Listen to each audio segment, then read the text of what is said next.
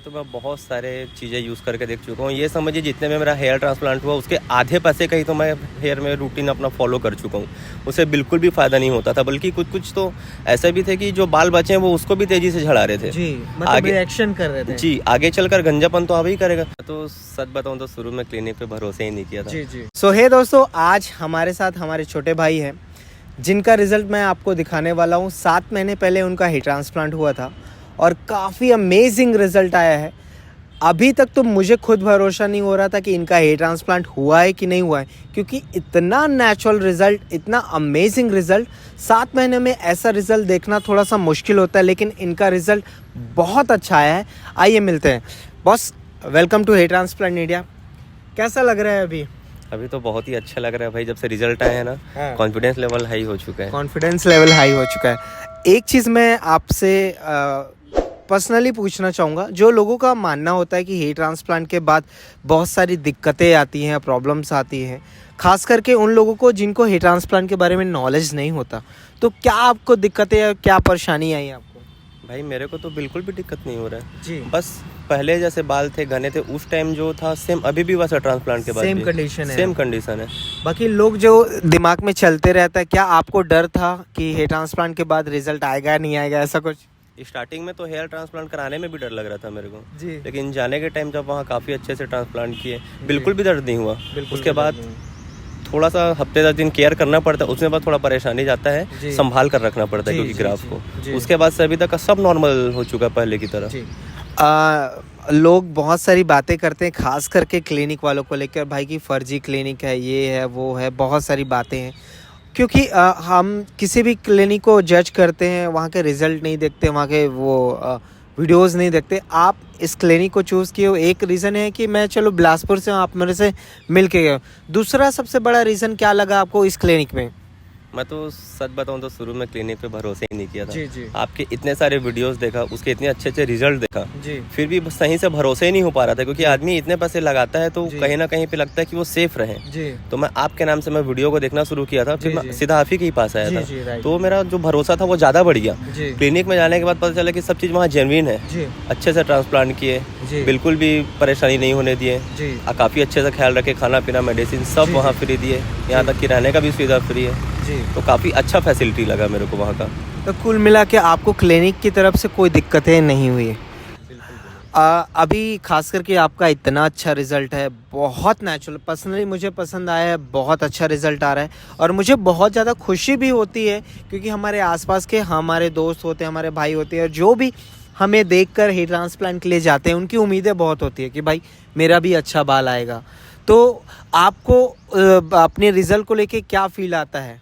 मैं जितना सोचा था उससे काफ़ी अच्छा रिजल्ट आया मेरा भाई, क्योंकि कुछ कुछ वीडियो पे मैं देखा था कि ट्रांसप्लांटेड उन लोग का अलग से दिख जाता था, लेकिन मेरा बिल्कुल भी ट्रांसप्लांट यार दिखता ही नहीं है। अपने दोस्तों से भी मैं शेयर करता हूँ कि हाँ मैं ट्रांसप्लांट कराया हूँ, तो वो लोग बाकायदा चेक भी करते हैं हाथों से, नहीं कराया बोलते हैं कि भाई तेरा पहले जैसा बाल था अभी भी वैसा ही है, पता ही नहीं चलता। जी बिल्कुल भी पता नहीं चलता।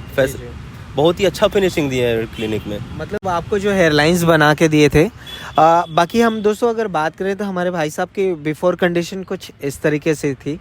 फ्रंटल हेयरलाइन इनके पीछे चले गए थे। इनको ये था कि भाई जो फ्रंटल हेयरलाइन है वहीं से हमारे लुक्स ख़राब दिखने लगते, तो वही करेक्ट करवाना था। तो करीबन 2800 ग्राफ्ट आपको लगाया गया था। 2800 ग्राफ्ट का क्या कॉस्टिंग लगा था आपको? 19 रुपये पर ग्राफ के हिसाब से लगा था मेरा। शुरू में 2500 ग्राफ लगाने को बोले थे, फिर जब वहाँ पे बाल मेरे शेव किए तो उसके बाद फिर देखे कि बीच बीच में भी गंजापन आ रहा है, थोड़े बाल ठीक हो चुके हैं, तो बोले कि 300 ग्राफ आप बढ़ा सकते हैं, तो आपके बाल की डेंसिटी ज़्यादा हाई आएंगे, तो किसी को पता भी नहीं चलेगा। और वही हुआ, शायद आपको उन 300 का भी बेनिफिट मिला, 300 ग्राफ्ट एक्स्ट्रा। जी हेयर लाइन भी ऐसा डिजाइन किया थी जैसे स्टार्टिंग में जब बाल झड़ने के पहले मेरा हेयर लाइन था, सेम वैसा ही डिजाइन करने के बाद में दिए हैं। बहुत नेचुरल। और क्या केयर कर रहे हैं अभी तक? अभी इतने 7 महीनों में क्या केयरिंग है आपके बालों के ऊपर? उतना ज़्यादा केयरिंग नहीं है, पहले की तरह शैम्पू करता हूँ, ऑयल लगाता हूँ, बस इतना ही पर्याप्त है। नॉर्मल बाल जैसे हम हमेशा जो हमारे नॉर्मल बाल होते हैं जिससे केयर करना पड़ता है वैसे केयर कर रहे हैं।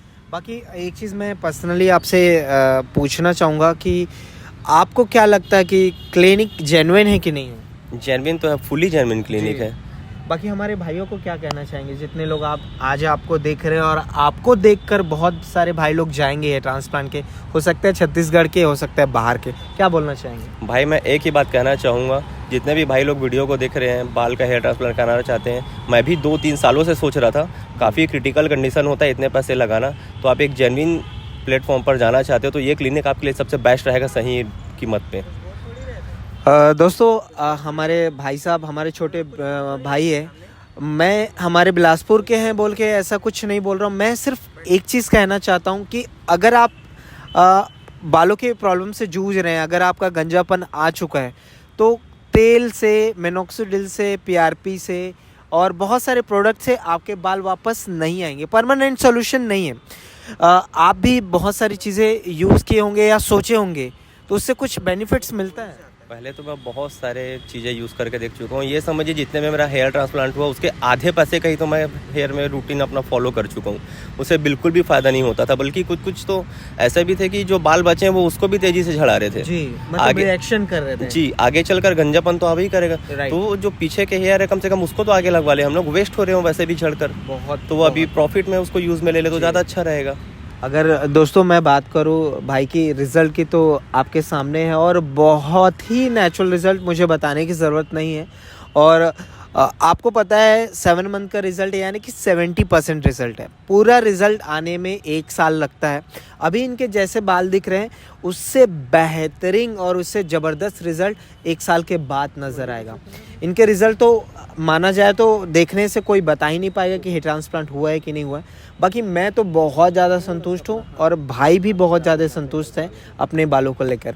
दोस्तों आपके सामने ये रिज़ल्ट है, सिर्फ 7 महीने का रिज़ल्ट है, कोई PRP नहीं लिया, कोई मेडिसिन नहीं लिया, कोई भी एक्स्ट्रा खर्चे अपने बालों के ऊपर नहीं किया।